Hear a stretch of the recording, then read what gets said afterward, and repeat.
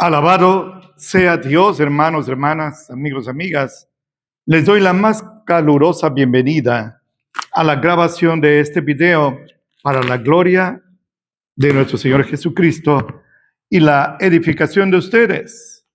Fíjense que ya tiene mucho tiempo, pero esta semana se ha acentuado que por alguna razón involuntaria veo programas o entrevistas a jóvenes, a no tan jóvenes, y la pregunta es esta: ¿quién consideran que es el personaje más popular entre los artistas, entre los deportistas?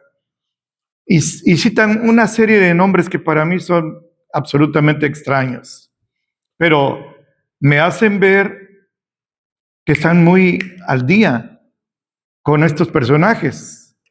Saben sus vidas, sus éxitos, dónde nacieron, con quién se casaron, de quién se divorciaron. Y me pongo a pensar, Señor, tú dices en Hebreos 11 que grandes hombres tuyos y grandes mujeres tuyas vivieron por la fe. Pero, dice nuestro hermano el apóstol Pablo, de ellos este planeta no era digno que lo pisaran. Fíjese qué estatura espiritual. Y de esos personajes, pues la gran mayoría de las personas no saben nada. Dolorosamente, aún dentro de las iglesias evangélicas, muchos no los conocen. Eso es algo muy triste. Hombres como, fíjese, no voy a ir tan lejos, pero John Wycliffe, Girolamo Savonarola, Juan Huss, William Tyndale, grandes siervos de Dios, contemporáneos, Billy Graham, Spurgeon, Finney, grandes siervos, ni los conocen. Son prácticamente anónimos, como si no existieran.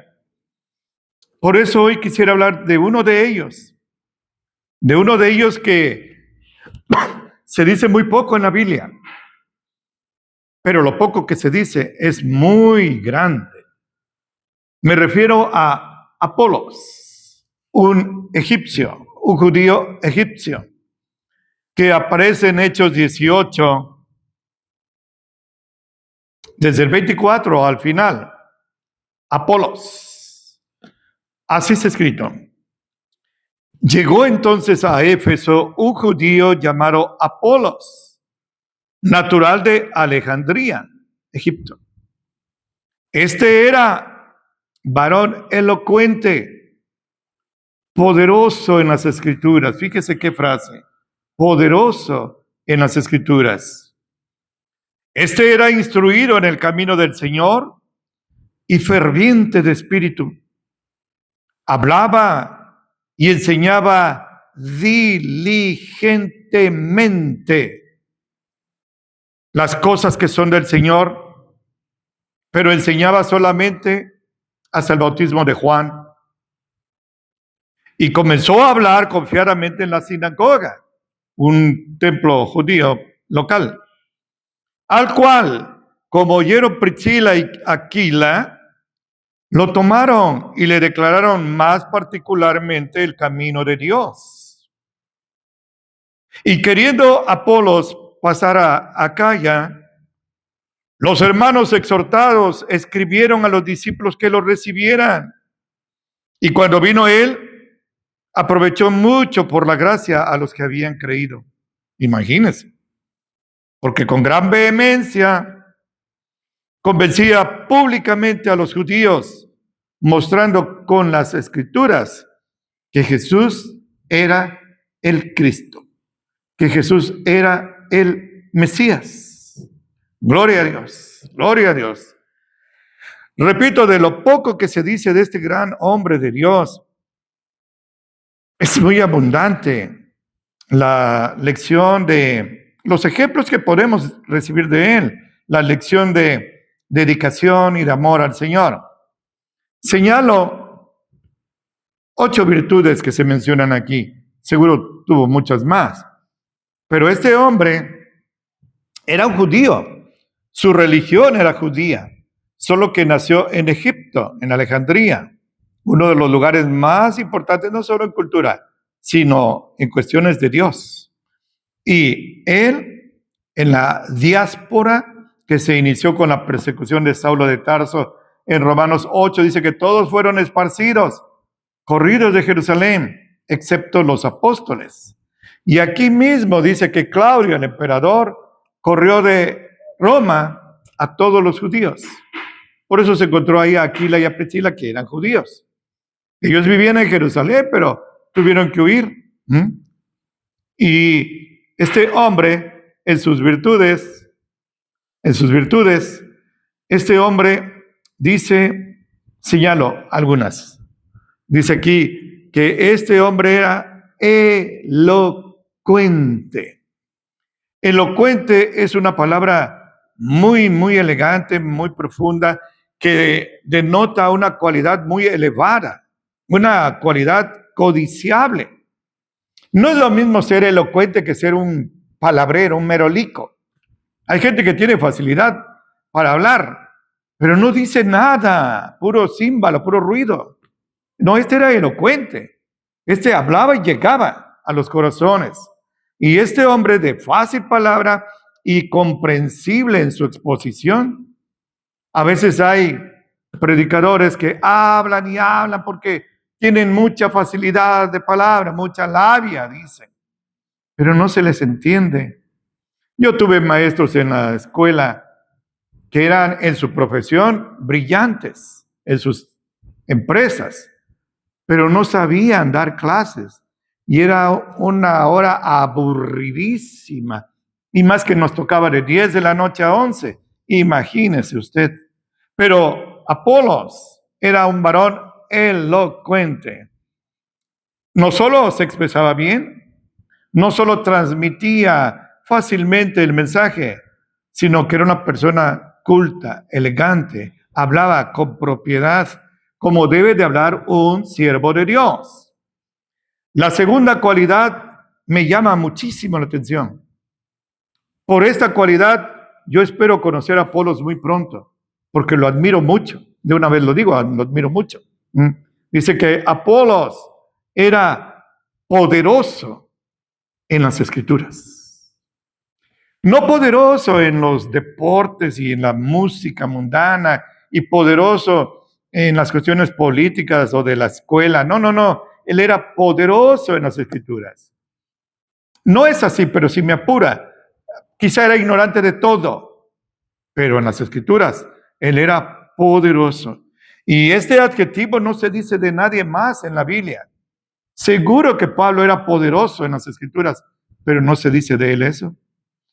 Lucas, el médico amado, era poderoso. Esteban, grande siervo de Dios, pero del único que se dice que era poderoso en las Escrituras es de Apolo. Esto es algo que usted debe tener muy en cuenta, mi hermano y hermana, mi amigo y amiga. Este es el ideal cristiano. Este debe ser un motivo de aspiración, de ruego, de un anhelo, de pedirle al Señor, Señor, hazme poderoso en las Escrituras, pero no va a bajar un rayo del cielo y me va a tocar y ya, poderoso. Ser poderoso implica disciplina para leer la Biblia día tras día, compenetrarse en su mensaje. Nuestro Señor Jesucristo ordenó así: escudriñen, es decir, estudien con cuidado, minuciosamente, escudriñen las Escrituras, porque a ustedes les parece que en ellas tienen la vida eterna y ellas son las que dan testimonio de mí. Juan 5:39. Esto es algo, repito, deseable. Debería ser una virtud que cada uno de nosotros quisiera tener, ser poderoso, pero no sentándonos ahí en una silla, una hamaca y estar ahí esperando, oyendo música mundana y viendo la televisión. Hay que leer la Biblia. Jesús dijo que es una orden hacerlo. Ellas son las que dan testimonio de Él. Cuando el Señor Jesucristo le permite a Pablo hacer 3 viajes misioneros, el segundo lo realiza a las provincias griegas. Él llegó, fíjese, a Atenas, nada más, la capital de la cultura, la capital de la riqueza griega, pero también la capital del vicio, de la perversión. Y esto es algo que a él lo desafía en su servicio. Él se encomienda a Dios, ni siquiera sabía cómo iba a hacer eso, porque ahí habían los grandes filósofos, epicúreos, estoicos, Aristóteles, Platón, Sócrates, todos ellos. Y cierto día, caminando por las calles de ahí, encontró un panteón. El panteón no es un cementerio, sino una galería donde están todas las estatuas de los dioses que habían allí. Pero le llamó la atención porque había Marte, el dios de la guerra; Afrodita, la diosa del amor; Neptuno, el dios del mar. Pero le llamó la atención una columna, un pedestal que no tenía estatua, pero tenía una placa que decía: dedicado al Dios que no conocemos. Ahí el Señor le muestra a Pablo cómo podía entrar ahí a dar el mensaje, nada más en el Areópago, fíjese, vamos a decir así, toda proporción guardada, en el Zócalo. Y ahí él predica: yo veo que ustedes honran a muchos dioses, pero hay un Dios que ustedes no conocen y le hicieron su altar y lo honran. Pues de este Dios que ustedes no conocen es de quien yo les vengo a hablar. Y les dio un mensaje de salvación. En ese segundo viaje misionero, él llega junto con Lucas, con Timoteo, estaba Pablo y Silas, un cuarteto precioso de servicio al Señor. Qué equipo ministerial, evangelístico, a un lugar que se llama Berea. Y dice la Escritura que le permiten a Pablo entrar a la sinagoga, una casa, un templo judío, y él predica. Pero es precioso como dice Lucas, que los bereanos comparaban con las Escrituras que lo que este extranjero, a quien nunca habían visto, predicaba, fuera correcto. Bereanos. A ellos no los iban a engañar. Ellos sabían lo que tenían del Antiguo Testamento. Entonces no se trata nada más de que alguien llega, antes había esa costumbre, préstale el púlpito. Si él dice que es predicador, préstale el púlpito. Y había cara hereje, cara blasfemo.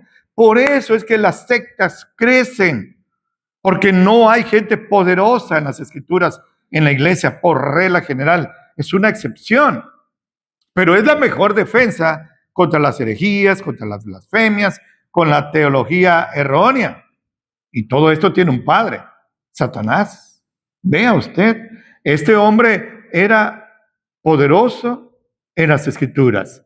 Y este hombre, que representa el ideal del cristiano, combatía así todas las sectas. Ya empezaba a filtrarse el gnosticismo, el arrianismo, sabelianismo, todas esas doctrinas falsas. ¿Cómo las vamos a combatir? No con gritos y golpes, no con burlas, sino con la palabra de Dios. A través de Jeremías nos dice el Señor: no es mi palabra como un martillo que quebranta la roca. Sí lo es, sin gritos. Ahora vea, la situación actual, bueno, dice que este hombre era instruido en el camino del Señor. No es que Apolos llegó y pues apenas se estaba enterando de cosas ahí que no sabía de la Biblia, lo que tenían de la Biblia escrito. Desde niño, Salomón, el rey, dijo que hay que instruir a nuestros hijos desde pequeños para que cuando sean grandes no se aparten del camino del Señor. Proverbios 22:6.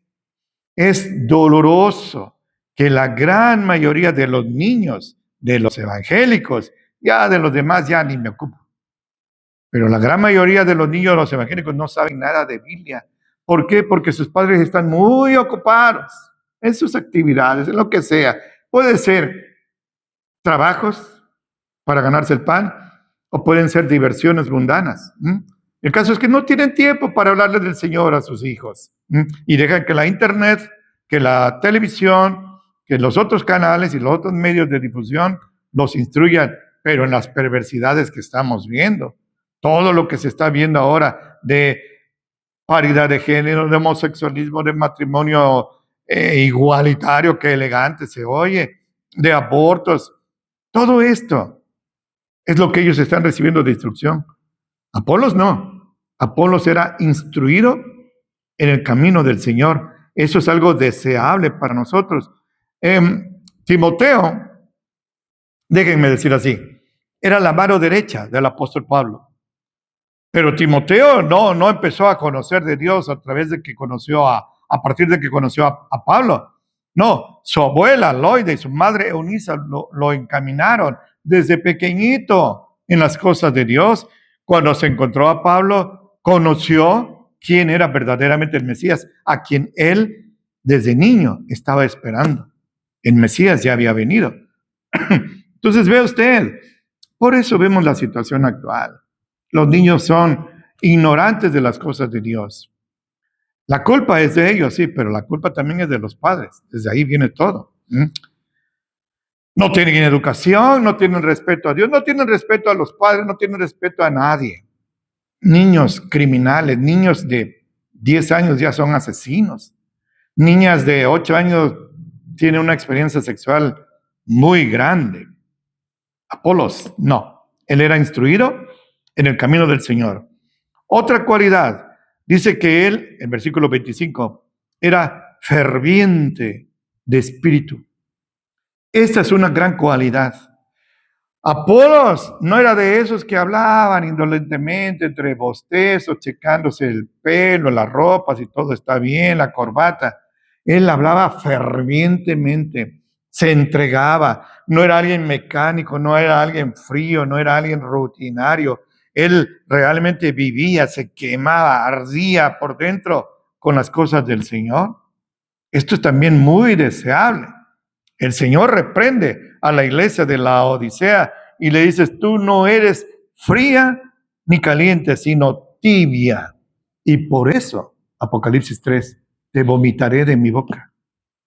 Apolos no era tibio, era ferviente de espíritu.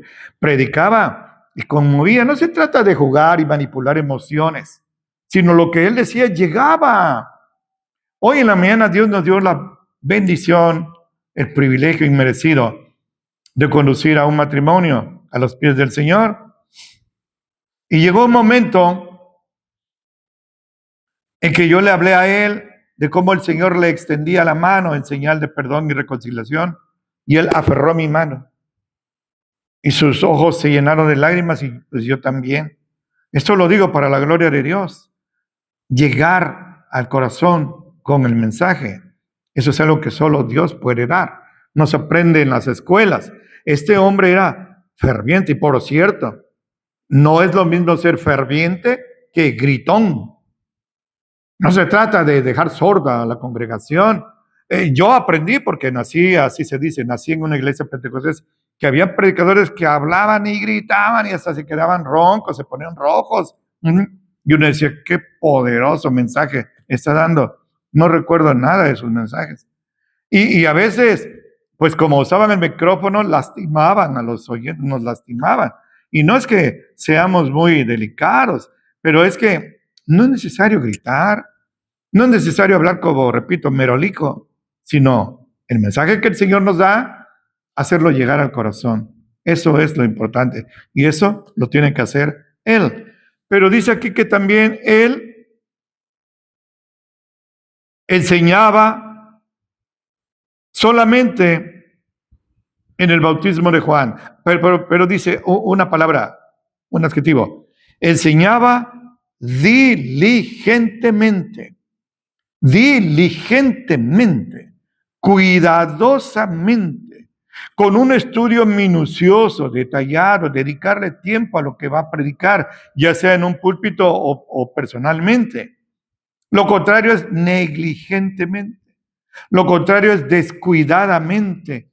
Dios no merece que se le sirva así, negligentemente. Ahí se va. No preparé, pero pues Dios me dio su Espíritu Santo y Él va a hablar por mí. No confíe en eso. Dios no tiene la obligación de respaldar a gente negligente. Apolos era diligente. Y mire, hace años aprendí este versículo. En Jeremías 48, 10. Así está escrito. Fíjese qué duro. Maldito, maldito el que haga engañosamente, o sea, negligentemente, la obra de Jehová. Maldito. No toman tiempo para orar, no toman tiempo para leer la Biblia y para preparar un bosquejo, y ahí están improvisando.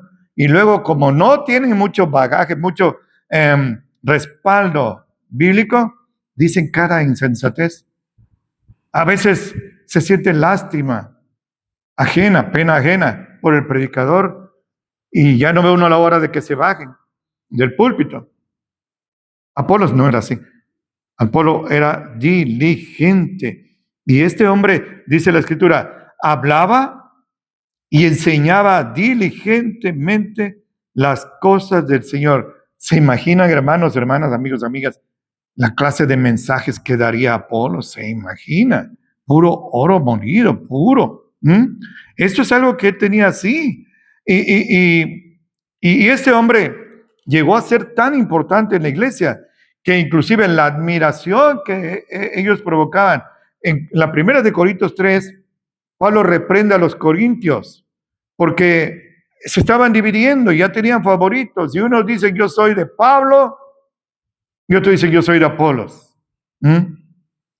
Y él pregunta, ¿qué son Pablo y qué son Apolos? ¿Solo instrumentos del Señor? Pero recuerden esto y recuérdenlo usted.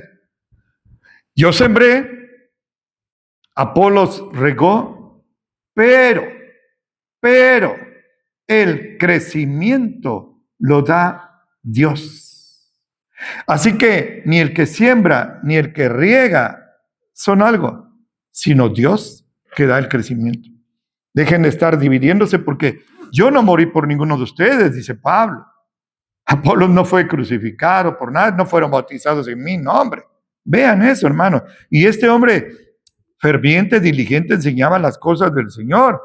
Esto, pues mire usted, ya voy en la sexta cualidad. Todas absolutamente codiciables para nosotros, que nos hacen ver nuestra pequeñez, por más que algunos se sientan pavos reales ahí. En Proverbios 27 dice el Señor que te alabe la boca ajena, no tu propia boca. Hay unos que se autoensalzan ellos, qué grandes son. Elogio en boca propia es vituperio, que te alaben los demás. Apolos lo reconocían todos por ser, me quedo con una cualidad, poderoso en las Escrituras. Necesitamos eso. Las sectas están creciendo a un ritmo muy acelerado, pero van como un río que se desborda y no tiene ningún contenedor, ningún muro, ningún dique. Se desborda. Y ojalá fuera un río de doctrina sana. Hasta ver pues, un poco de videos y ve usted que lo que menos hay en las iglesias evangélicas, las demás no me interesan, es doctrina sana. Este hombre sí que tenía doctrina sana, pero este hombre tenía una gran limitación. Fíjese, este hombre, dice nuestro hermano Lucas, el médico Amaro, que solo conocía hasta el bautismo de Juan. ¿Qué le parece? Desde niño se le enseñó que el Mesías iba a venir. Él esperaba al Mesías. No sabía que el Mesías ya había venido, que ya había sido crucificado, que ya había resucitado y levantado al cielo. No lo sabía. Y no por negligente, ya vimos que no era, sino por la distancia, la lejanía de Alejandría a Jerusalén. No es como los medios que hay ahora. En esa época no se podía hacer, tenía que ser de boca a boca, mediante viajeros y caravanas que se hicieran así. No había periódicos, no había imprenta, no había radio, nada. Pues por eso él no sabía que ya en Jerusalén había sido crucificado el Mesías. Él no sabía. Ahora, imagínese usted, esa limitación no era por flojo, por perezoso, por holgazán espiritualmente, sino por la lejanía.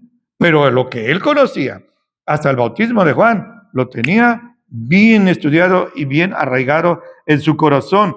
Esto era algo muy virtuoso, pero limitado. Mire cómo estamos nosotros. Nosotros tenemos el canon completo, Génesis, Apocalipsis. Pero no somos diligentes ni poderosos en la Escritura.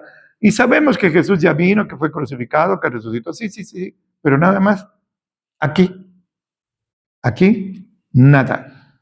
Este no era así. Y este hombre, con todo su bagaje, con toda su cultura teológica sana, estaba limitado. Pero repito, solo por la lejanía.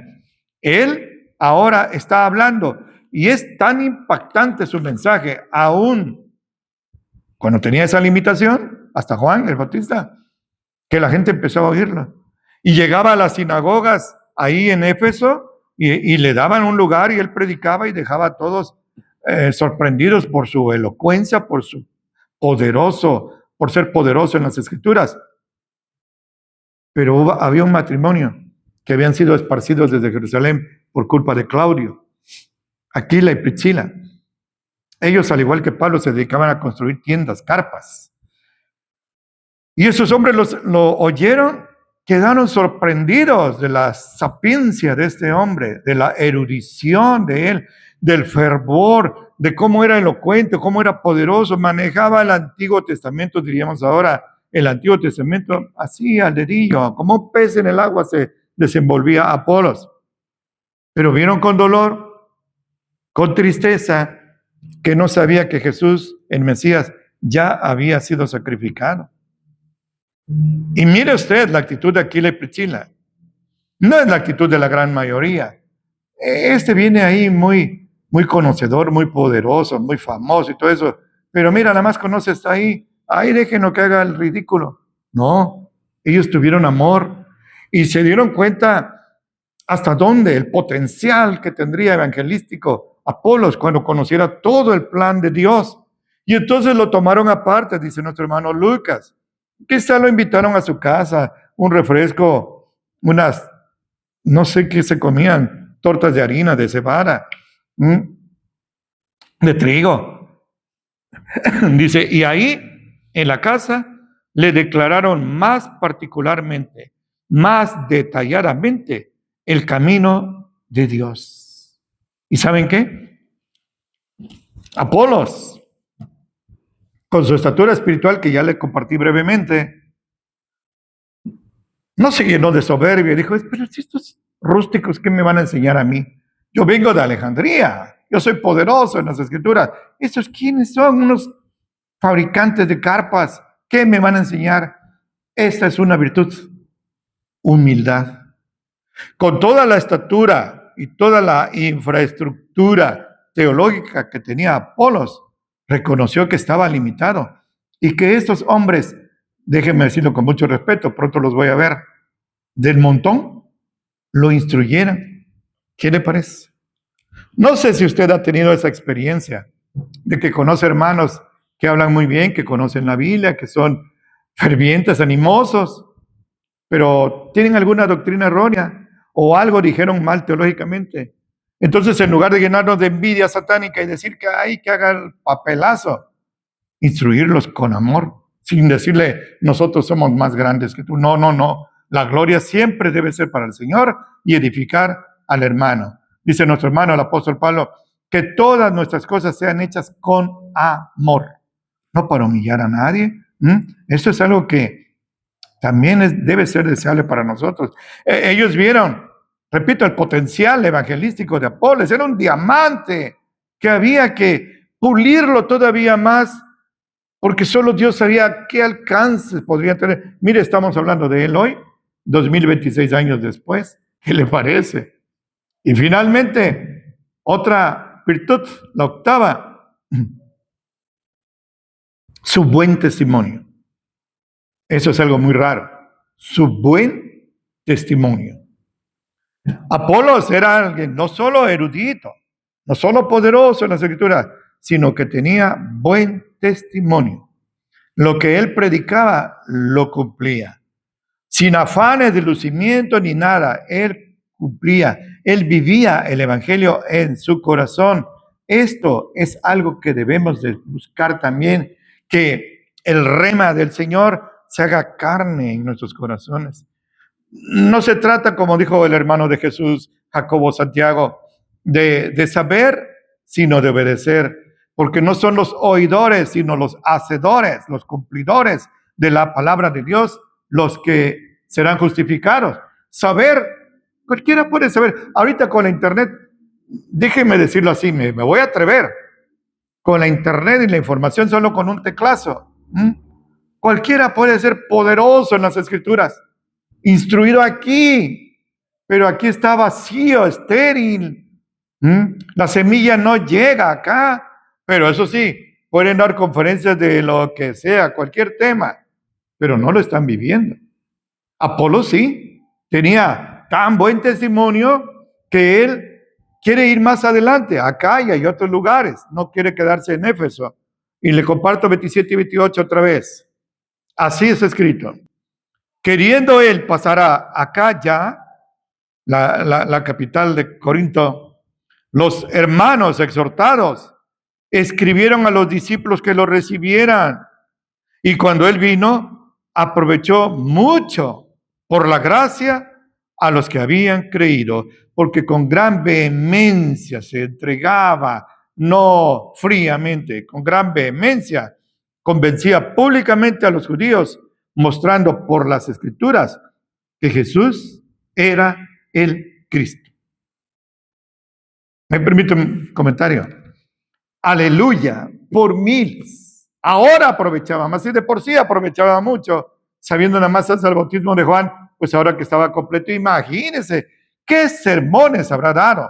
Cuando él predicaba se callaba la gente y oía, llegaba a los corazones y había cosecha de almas para el Señor, porque con gran vehemencia convencía públicamente y por las casas a los judíos, demostrándole con las escrituras, no con su opinión, no con lo que él soñó anoche, no, con las escrituras, que Jesús era el Mesías anunciado desde Génesis 3:15. ¿Qué le parece?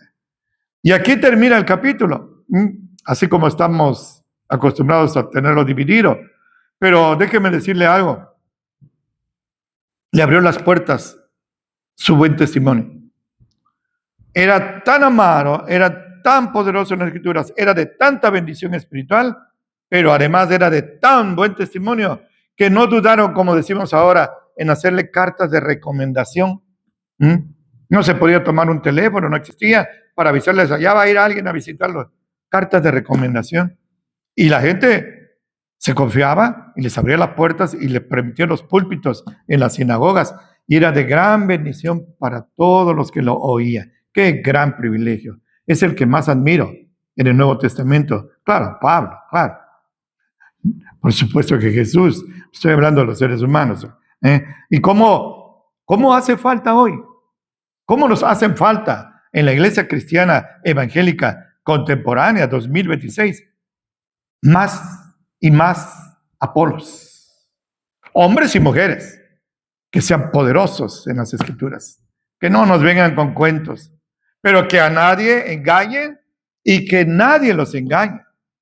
Nuestro hermano el apóstol Pablo en Colosenses 2:8-9 dijo, miren que nadie los engañe con filosofías y vanas sutilezas, siguiendo las tradiciones del mundo, pero no según Dios, porque en Cristo habita toda la plenitud de Dios en forma corporal. ¿Qué le parece? ¿Y cómo no nos van a engañar? Viendo el periódico y viendo las noticias de la televisión y programas que no nos edifican. No, escudriñando las escrituras todos los días, como Apolos lo hacía. Termino con 4 puntos. El primero, espero yo que a estas alturas, 25 minutos casi, ya conozcamos mucho mejor a Apolos. Ya nos suene como a alguien que ahí lo leí una vez en la Biblia. Ya sepamos quién fue Apolos. Y de sus virtudes, quédense con esa. Poderoso en las escrituras. Segundo, que ese sea nuestro modelo, Apolos.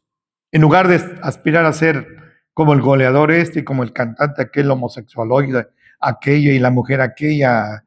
No. Que anhelemos de veras con el corazón ser como Apolos. En la primera de Corintios 11:1 Pablo se atrevió a decir, pero lleno del Espíritu Santo, algo que nadie más ha dicho. Él dijo así: sean imitadores de mí como yo soy imitador de Cristo. Nadie se atrevió a decir eso, ni Apolos. Pero Pablo confirmaba, respaldaba sus enseñanzas con su testimonio, como Apolos. Entonces, que nos ayude el Señor a anhelar ser imitadores de Apolos, ¿sí? Tercera conclusión, y lo dije hace ratito, hoy cualquiera puede ser poderoso en las escrituras, solo se trata de prender la computadora, sumir la tecla apropiada, no estar mal del cerebro y ya llenarse de información, pero si esa información no llega al corazón, de nada va a servir, ¿sí? Y finalmente, en Romanos 13,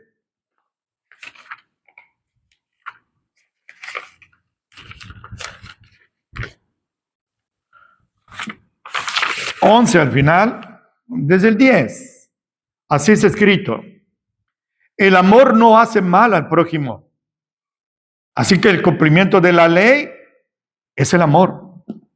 Y esto, dándonos cuenta del tiempo, que ya es hora de levantarnos del sueño.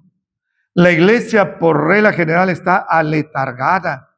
El diablo la tiene aletargada, fíjense. Hace muchos años, cuando yo me convertí, en el 79, compré una revista, era puros dibujos de un señor de apellido Chick. Y ahí estaba en una portada un templo evangélico. Se veían tinieblas y del templo salían puras setas. Estaban durmiendo todos.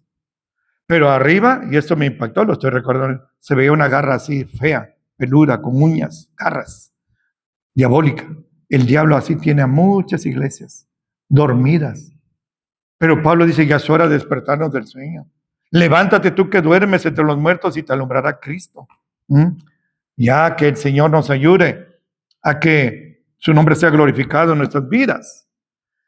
Ahora nos está más cerca nuestra salvación que cuando creímos. Yo me convertí en el 79, tengo 47 años con el Señor. Cuando yo me convertí faltaban 47 años, más lo que falte para el rapto, para que viniera el Señor. Ahora ya pasaron 47 años, es lo que está diciendo, fíjese. Ahora está más cerca nuestra salvación que cuando creímos. La noche ha pasado, ha llegado el día.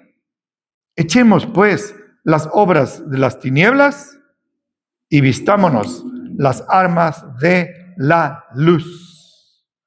Andemos como de día, honestamente, no en glotonerías y borracheras, no en camas y disoluciones, no en pleitos y envidias. Y escúcheme esto, no es consejo, es orden. Mas, vístanse del Señor Jesucristo y no hagan caso de la carne en sus deseos. Gloria a Dios. Esto es lo que yo quería decirles a ustedes. Y hay una palabra final en Daniel, del profeta mayor. Daniel, en el capítulo 12 de su libro sagrado, dijo así, y espero que se cumplan ustedes, mi hermano y hermana. Así está escrito, 12:3. Los entendidos, los sabios, resplandecerán como el resplandor del firmamento, y los que enseñan la justicia a la multitud como Apolos.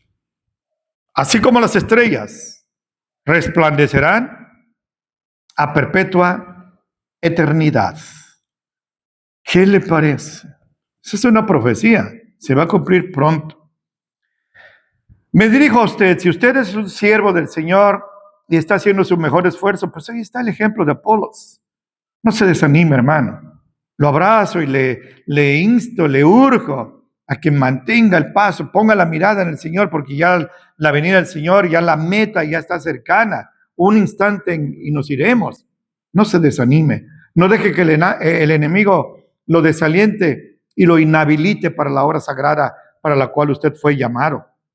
Y ahora es mi oración que si usted no es así, si es usted negligente, tibio, indolente, no sabe nada de las cosas, no le ha puesto atención, desprecia usted la sangre de tantos mártires que nos dieron la palabra de Dios en nuestro propio idioma y a un precio más o menos accesible. Si usted desprecia la sangre de esos mártires, que ese planeta no era digno que lo pisara, arrepiéntase. Todavía tiene un tiempo. Arrepiéntase. El Señor hoy le ha hablado claramente, a pesar de mi torpeza, le ha hablado claramente y yo espero que el Señor le haya convencido y así usted pueda vivir como debe ser, para la gloria de nuestro Señor Jesucristo. Ha sido un gran privilegio para mí comunicarle esto y deseo que el Señor atalaye entre usted y yo ahora que nos vamos a separar y le pido que no sea un dique, sino un acueducto para que esta palabra llegue a más personas. Manténgase acurrucadito al abrigo del Altísimo para que pueda morar bajo la sombra del Omnipotente. Mirándolo a los ojos, le estrecho fuertemente la mano, le doy un abrazo fracturante y le suplico al Señor que lo bendiga mucho en Cristo Jesús.